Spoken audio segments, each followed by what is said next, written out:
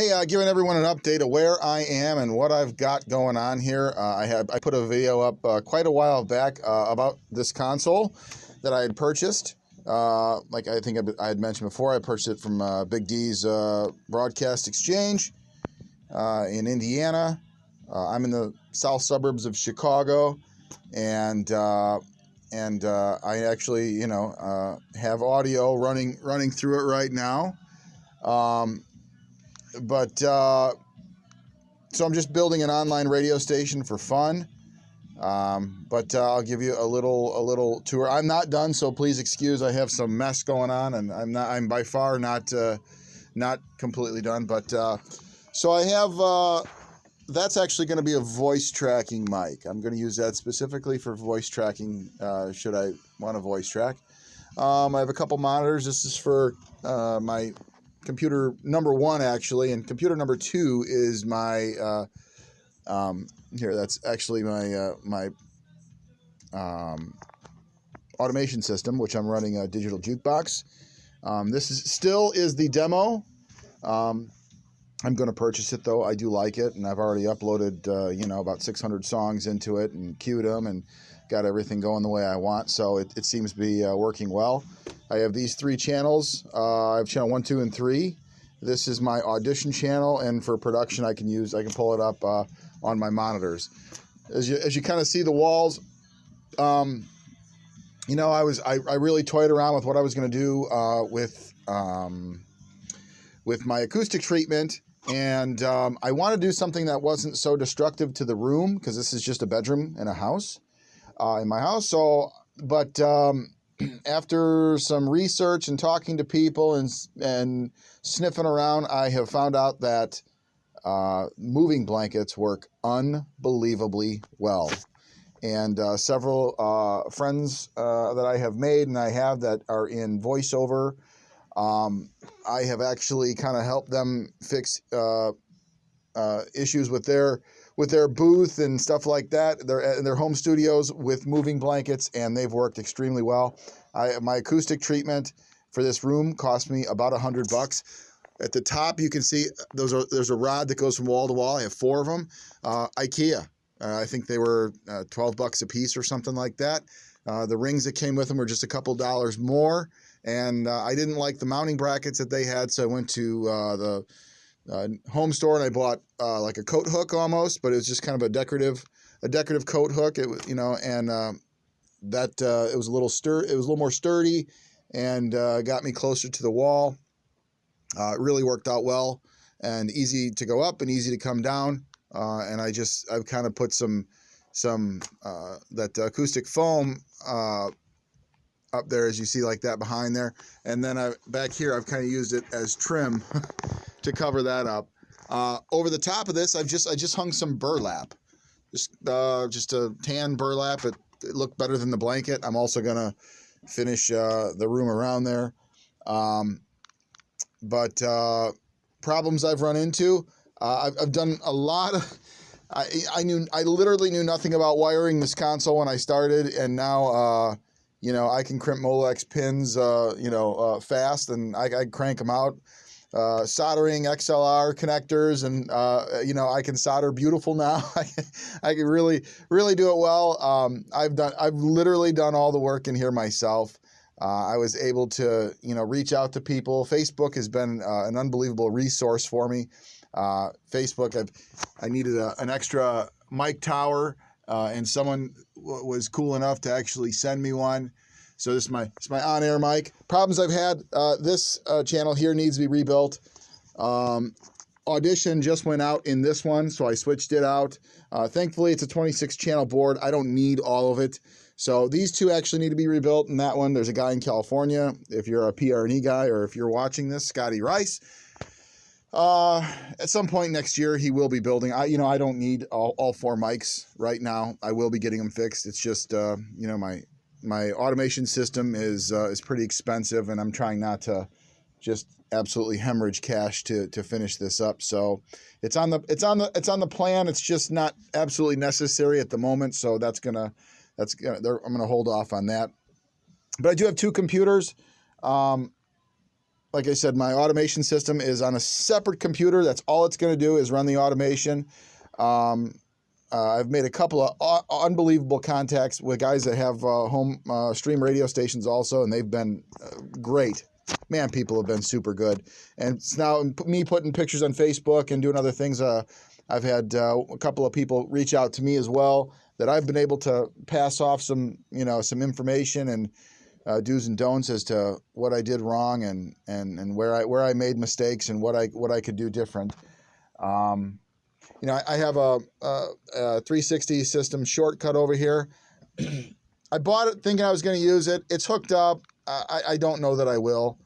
The only thing I don't have hooked up thus far is the Logic, to fire the songs. That will come shortly as well. I just need that interface that's going to do that, and I've found one. Mics, I'm kind of a microphone guy. I mean, there's an RE20. I just bought that one from someone that sold it for $55. So that was kind of cool. I have SM7Bs, which I've always been a big fan of. When I was in radio years ago, I used them, and I didn't really know much about anything back then. But having used several mics over the years, I always go back to this, and I really like it. From broadcast to voiceover, there's all kinds of stuff. I've purchased several of them, or maybe I should even say many. And someone will reach out and say they're looking for a mic, I'll just sell them one of mine. I buy all of them used. I have not paid more than $250 for a microphone, but most of them I have paid $200 for. That's a true story. So again, excuse my mess here. I did buy, this is recent. This was brand new. I found it on Marketplace, which was awesome. This monitor, it's an ELO touchscreen, and it works fantastic. I just had to install the driver for it and do the calibration. But other than that, it has worked out really well. This one here, I took the mic boom out. This is the one that needs to be rebuilt. I just to get it out of the way and simplify it. I have two more mics. And then my little microphone connection here. I did buy mic flags for my station name, which is going to be 24/7 The Rocket. This is kind of one of my holy grail microphones, the SM5B. It was hooked up for a long time as I was, just playing around. I will use it too, but it's just, I just have a little microphone collection here. This is just a really, really cool mic. I love it. I actually traded a Neumann TLM 103 for it that I had purchased, and I got a great deal on it. It was almost brand new when I bought it. The guy needed money, and I paid $550 for it. It sells for $1,200, and so that's my SM5B, which is a really great mic. This microphone here was kind of a gift. A guy that used to work in radio, no longer. He passed away, and and the family was clearing out all of his old stuff. And this is an SM7. And I asked his daughter how much she wanted for it, and she just wanted to go to somebody that would enjoy it as much as he did, and that no problem with that. I will enjoy the hell out of it, and I almost feel kind of bad because collectors pay upwards of $850 for that microphone. That's a 7. That's not a 7B. This one, those two are SM7Bs. This is an SM7. This is probably 40 years old. This was new. That one's new. This is just a little warmer sounding. The 7, just a little bit warmer sounding than this. Is a little bit brighter, but nonetheless, very cool microphone. I did buy the blue PSA arm. It's kind of a knockoff of the Mica. I'll give you the pros and cons. The pro, man, it looks cool. Nice looking. The con is it is stiff. I almost need to add weight to this to hold it down. It does well with the RE20, with these SM7Bs. I gotta be honest, it's you really got to muscle them around because and tighten there's tensioners on it, and it wants to just go straight all the time. So like like that one. That's what it wants to do. But nonetheless, it's all right. Let's see, what else do I have here?